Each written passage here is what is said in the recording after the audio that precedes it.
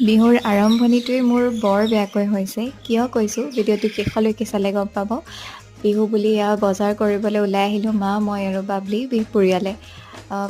নিজৰ বজাৰ নহয় বাৰু, এইবিলাক গিফ্টৰ বজাৰ আৰু ঘৰৰ 2-এখন কাৰ্টেইনছ ল'বলৈ আছিলে, সেয়া ল'লোঁ। আৰু সেয়া লৈ মেলি আধা বজাৰ কৰি কিবা কিবি খাই বৈ সেইদিনা গুচি আহিলোঁ। আৰু এয়া নেক্সট ডে' কছমেটিক্সো কিবা কিবি লাগে গিফ্ট দিবৰ কাৰণে, সেয়া ল'লোঁ প্ৰথমতে আৰু তাৰপাছত আকৌ কাপোৰৰ বজাৰ।